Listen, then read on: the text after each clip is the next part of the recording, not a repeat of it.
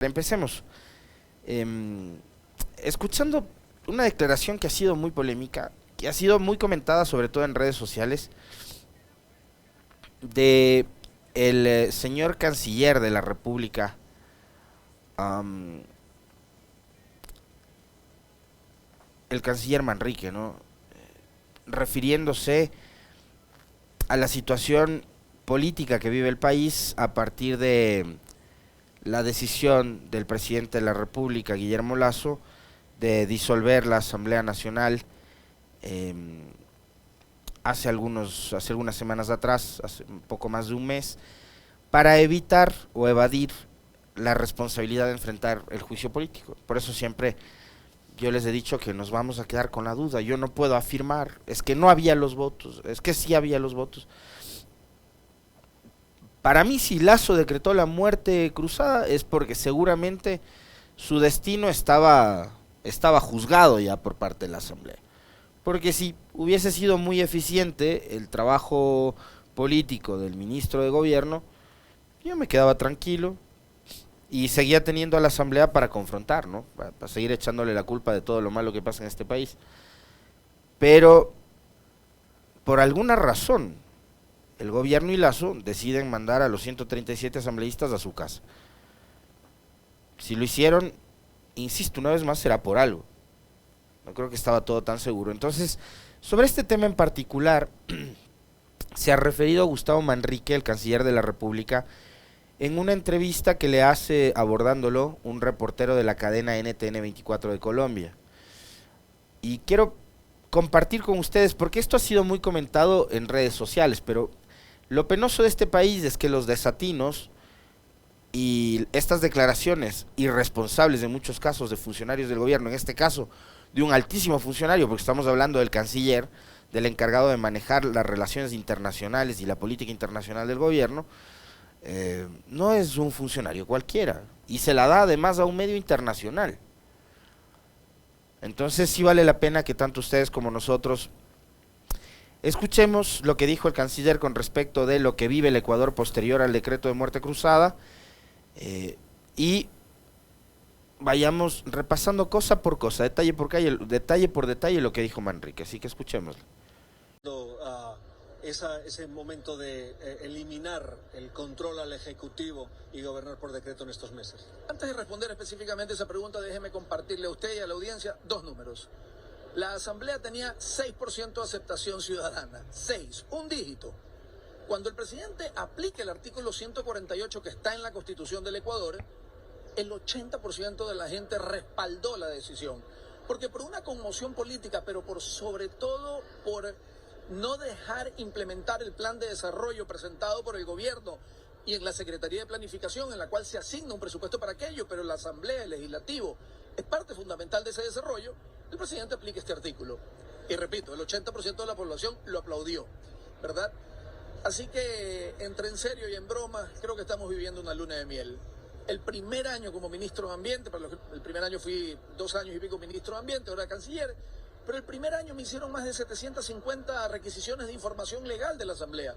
Me citaron 52 veces a comparecer. Teníamos ministros que lo citaban en el mismo día, 5 diferentes comités de la Asamblea.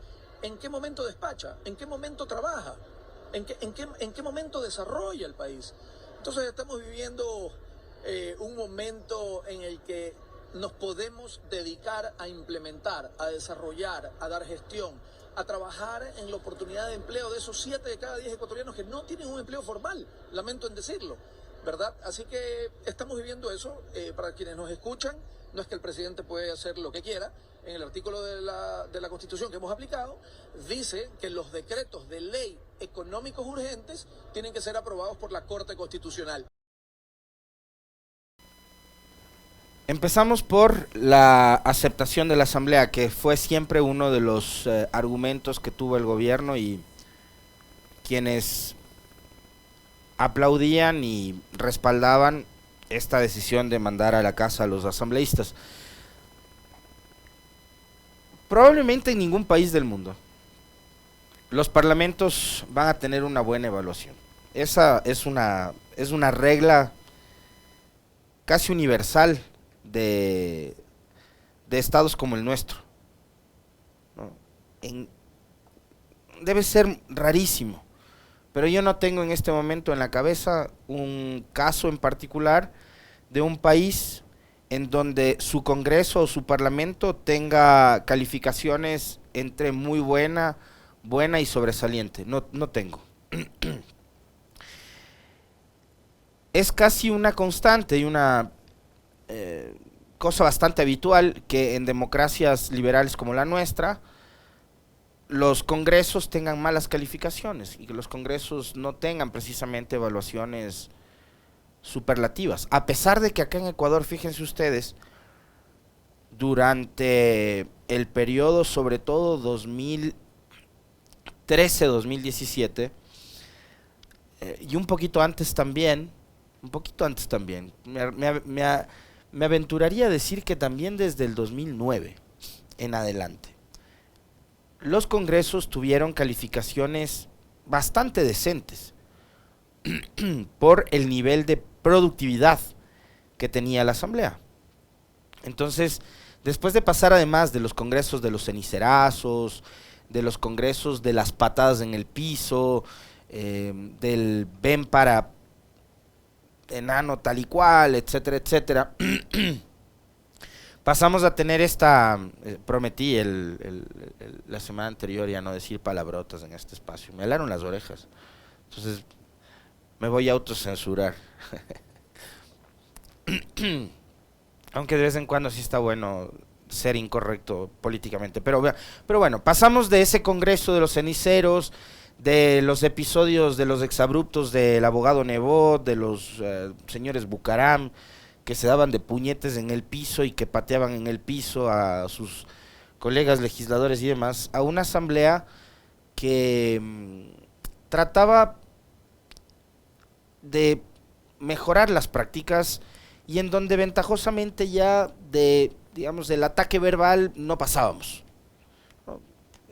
E incluso en esas épocas en las que les cito, hubo legisladores, como por ejemplo Dalo Bucaram, que fue sancionado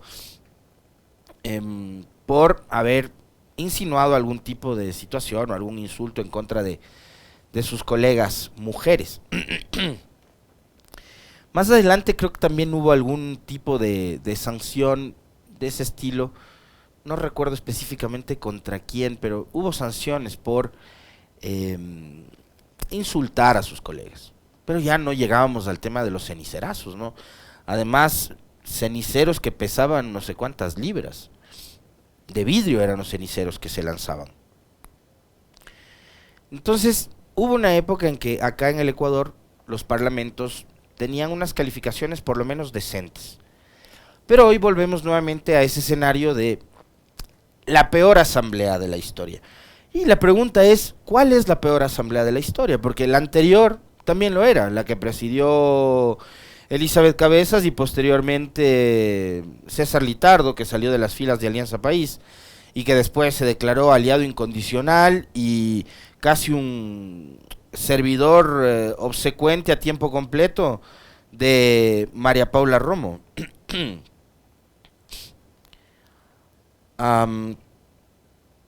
A esa les llamábamos también la peor asamblea de la historia, ¿se acuerdan?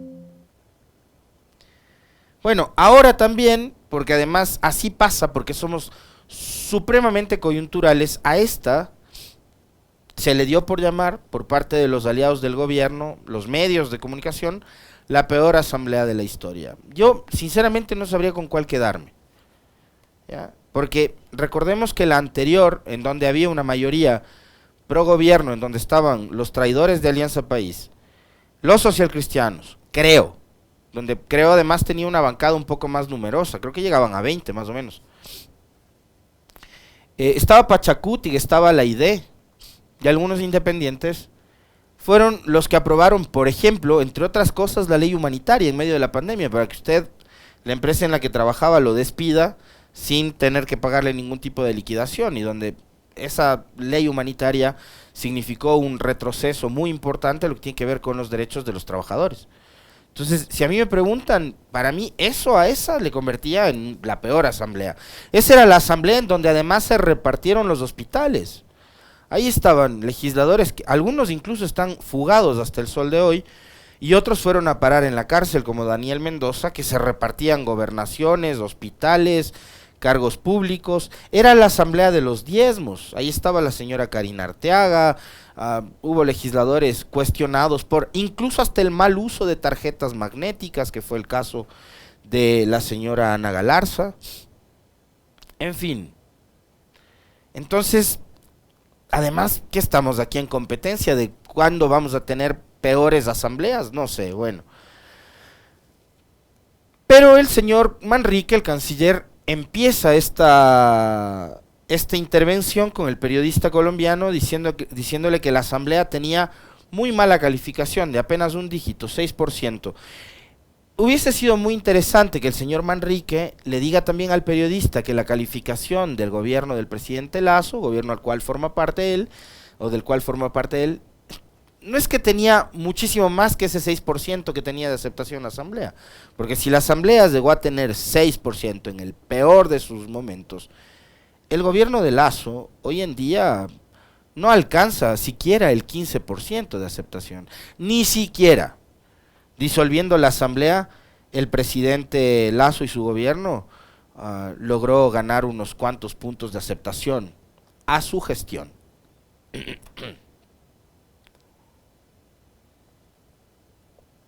Pero eso no lo menciona.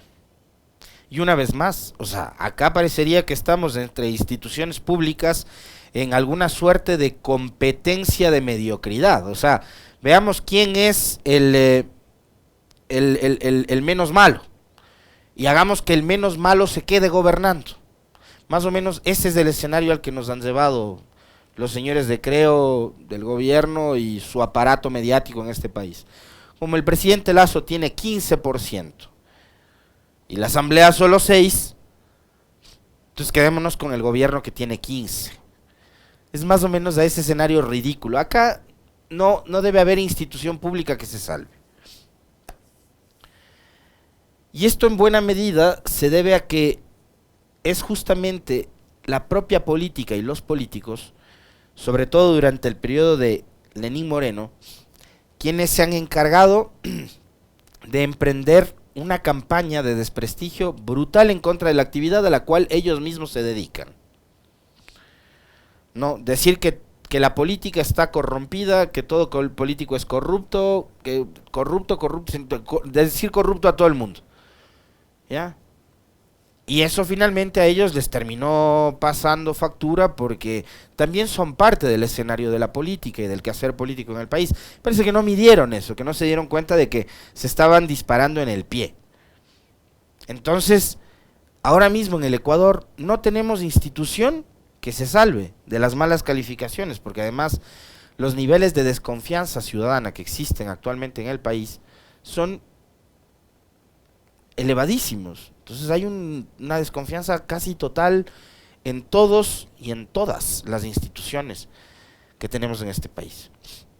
Entonces me parece que ese es un argumento realmente ridículo y que claro, no está contextualizado del todo, porque acá no es solo que la gente desconfía en los asambleístas o en la asamblea, desconfían del gobierno, desconfían de la función electoral, desconfían de la justicia, que además la justicia no da señales de trabajar en beneficio de todas y todos y de hacer justamente una labor objetiva, etcétera, ¿no? Porque ya vemos que la justicia actúa con velocidades distintas dependiendo del caso y dependiendo de los procesados, y a quién puede beneficiar o no un pronunciamiento judicial. Así funciona la justicia en este país. Creo que ustedes y nosotros lo sabemos perfecto eso. Después hay otra cosa que dice, porque voy a dejar para el final lo más importante, pero hay otra cosa que dice el ministro que me llama mucho la atención. En medio de toda esta carga negativa y esta campaña de desprestigio que le montaron a la asamblea. Y ojo, no estoy diciendo yo que la asamblea estaba plagada de santos, porque no era así, pero no, de 137 estoy seguro que unos 10, 15 o 20 se salvaban. No creo que todos hayan sido del todo malos. No todos eran como la señora Zori. Pero el ministro Manrique dice que él durante su paso por el Ministerio del Ambiente, recibió al menos 750 pedidos de información por parte de la Asamblea, y que había ministros que eran convocados hasta 5 veces al día por diferentes comisiones de la Asamblea. Ustedes recordarán que uno de los argumentos de quienes montaron toda esta campaña de desprestigio, empezando por el gobierno, en contra de la Asamblea, era que esta era una asamblea vaga, que era una asamblea que no trabajaba. Pero lo que dice el ministro contradice totalmente de una de las tesis que ellos mismos trataron de posicionar. Si le pidieron 750 veces información, quiere decir que la asamblea, solo en el caso del Ministerio del Ambiente, habrá que preguntar cuántas veces pidieron información al Ministerio del Interior, al de Salud, al de Educación, al SRI, etcétera, etcétera, etcétera. Pero solo el Ministerio del Ambiente, mientras estuvo Manrique ahí, 750 veces le pidieron información. Quiere decir que 750 veces uno o varios o varias legisladores y legisladoras estaban ejerciendo su rol de fiscalización. Es decir, que no eran vagos, pues, estaban haciendo su trabajo. Y uno de los trabajos que tiene la Asamblea es la de fiscalizar. Y si les estaban pidiendo información a usted, señor Manrique, era justamente porque estaban cumpliendo con su rol de fiscalización. Habrá que preguntarle también, ¿cuántas de esas 750 veces usted cumplió con la entrega de información para que la Asamblea pueda fiscalizar su trabajo al frente del Ministerio del Ambiente?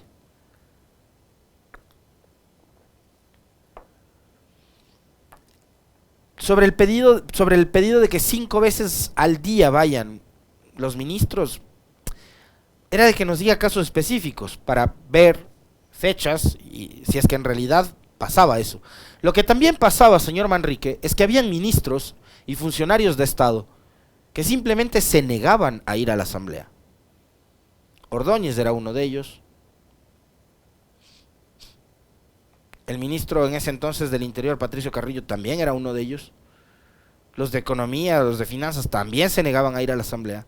Habría que hablar también de la cantidad de veces que los ministros de su gobierno simplemente no escuchaban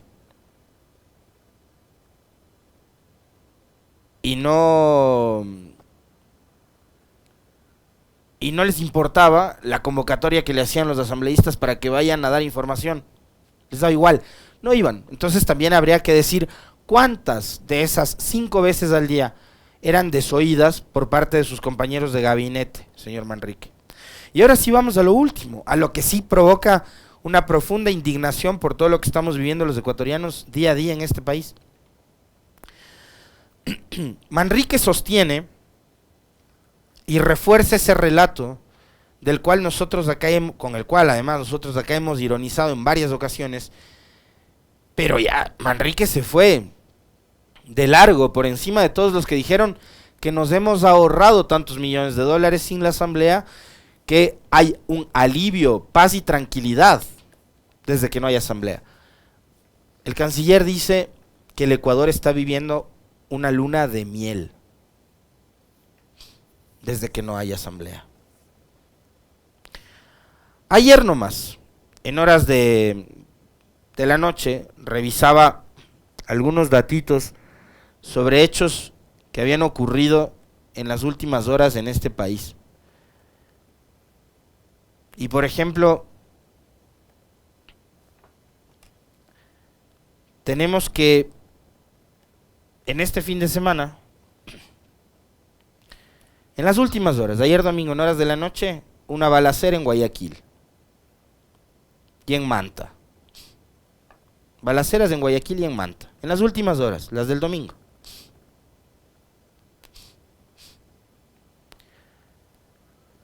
Al menos 3 muertos y 7 heridos dejó estos atentados en Manta.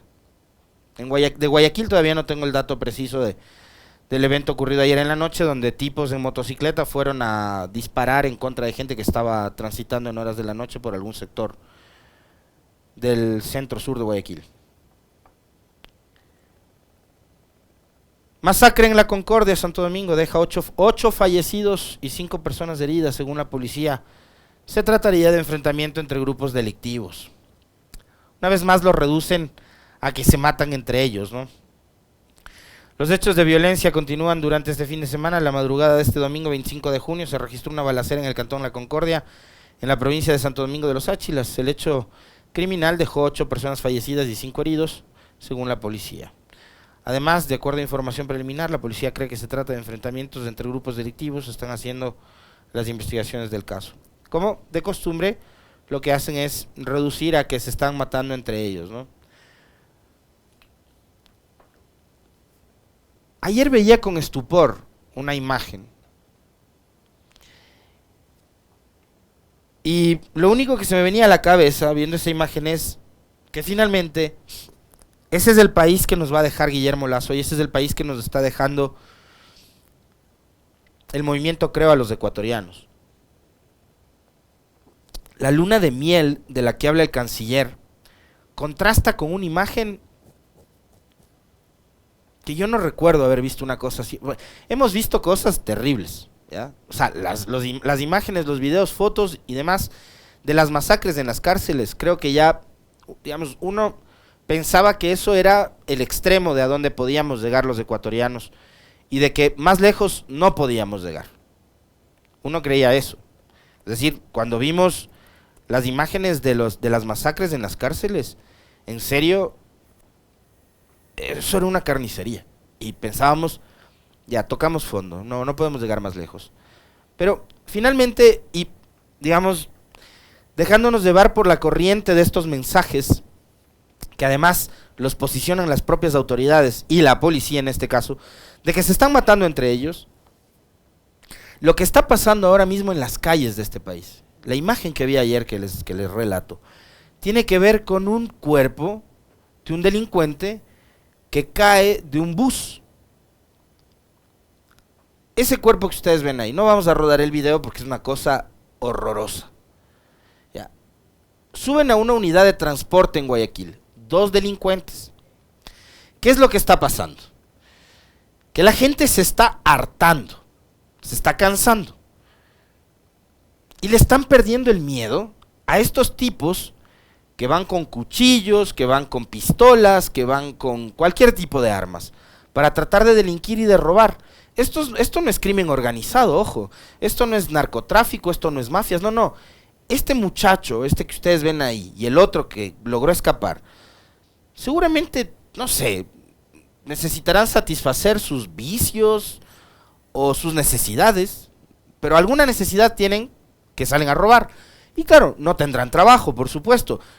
Vamos a saber nosotros si es que estos 2 pisos terminaron la escuela o el colegio. Estamos hablando primero de una sociedad que no le da oportunidades a la gran mayoría de gente que termina como este señor que está en el piso. La ciudadanía se está empezando a hartar y está empezando a perder el miedo a la delincuencia. Yo, aquí en Quito, a mí, para quienes me han preguntado algunas veces, las tantas que he ido a Guayaquil y que me toca ir por ver a mi hija, nunca me ha pasado nada en Guayaquil, pero aquí en Quito me han asaltado 4 veces. Y las 4 veces lo único que he hecho es alzar las manos para que se lleven todo. ¿Por qué me han apuntado con armas? Yo no sé qué haría en una situación como esas, pero hay gente que se empezó a hartar. Y a estos 2 delincuentes les empezaron a linchar adentro de la unidad de transporte. El piso, el otro logró escapar, pero a este le propinan una paliza que le deja completamente inconsciente sin poder ni siquiera pararse. Y en el video se ve cómo se arrastra por el piso después de que cae rodando de las escaleras del bus. Esto pasa a vista y paciencia de todo el mundo en este país ahora. Ya no estamos hablando de las cárceles. Estamos hablando de una unidad de transporte. Para los que se espeluznan con los espectáculos de las marchas LGBTIQ+, esto seguramente habrán visto niñas y niños, porque pasó a plena luz del día en alguna de las calles de Guayaquil. A mí, viendo solo el video en el celular, y es algo que me provocó terror. Pero esto es parte de la luna de miel de la cual nos habla el señor ministro de Relaciones Exteriores. Los especialistas en temas de seguridad dicen que si la tendencia de homicidios se mantiene igual hasta fin de año, se llegarán a 6.200 en este 2023. Recordemos que en el 2022 fueron 4.600. Y tenemos novedades con respecto de cosas que suceden alrededor de la inseguridad en nuestro país. Al día de hoy, y esto es una lástima, es una pena, porque se trata de una provincia que es turística, que tiene playas, que es puerto además, y que debería convertirse en uno de los grandísimos polos de desarrollo que debería tener este país. Esmeraldas está en el top 5 de las zonas más violentas de Latinoamérica. En 2022 en Esmeraldas hubo 81 muertes por cada 100.000 habitantes. Solo zonas de México y Venezuela son más violentas en la región. Esmeraldas es uno de los epicentros de los homicidios en América Latina. Así lo ha catalogado Inside Crime, sitio especializado en la investigación sobre crimen organizado y seguridad ciudadana en la región. La publicación internacional detalló que Esmeraldas está entre las provincias o ciudades de América Latina donde las muertes violentas han crecido drásticamente debido a los enfrentamientos entre bandas por el control de las economías criminales. Según la Oficina de las Naciones Unidas para el Crimen y el Delito, la violencia en la localidad se mide por la tasa de muertes por cada 100.000 habitantes. Acá ya tenemos 81 asesinatos por cada 100.000 habitantes en el caso específico de Esmeraldas. A propósito de esto, decirles que hace poco nomás los Estados Unidos, el gobierno de los Estados Unidos, gobierno aliado de los Estados Unidos, aliado del gobierno del Ecuador y del presidente Lazo, que mandó nomás hace unos días atrás a uno de sus representantes acompañado del embajador Fitzpatrick a que se reúna con Lazo, ¿ya? Emitió esta semana, la semana anterior, una nueva alerta de seguridad para sus ciudadanos en la que recomienda no viajar a ciudades de provincias del Oro, de Los Ríos, y a estas se suman obviamente Esmeraldas, así como no visitar ciertos sectores de Guayaquil debido al riesgo de convertirse en una víctima de secuestro, asesinato, robos, entre otros crímenes. Periódicamente Estados Unidos emite este tipo de alertas. La más reciente está publicada en la página web de la Embajada de Estados Unidos en Ecuador. En este boletín, el Departamento de Estado del país de América del Norte pide a sus connacionales que no vayan a Huaquillas ni Arenillas en el Oro, tampoco a Quevedo, Quinzalomo, Pueblo Viejo en Los Ríos, y que no visiten la ciudad de Esmeraldas o el norte de esa provincia. En ese sentido, también se solicita a sus compatriotas que no recorran el suroeste del puerto principal. Ayer un avión que venía procedente desde Países Bajos, me parece, tenía una alerta de bomba. Entonces ayer se activaron todos los protocolos en el aeropuerto de Quito porque alerta de bomba en un avión que llegaba procedentes de Europa. Esa es la luna de miel de la que habla el canciller Manrique. Salga, Manrique, salga de su burbuja un día en este país para que se dé cuenta de lo que está pasando. Usted es canciller, usted es el encargado de la política exterior del Ecuador.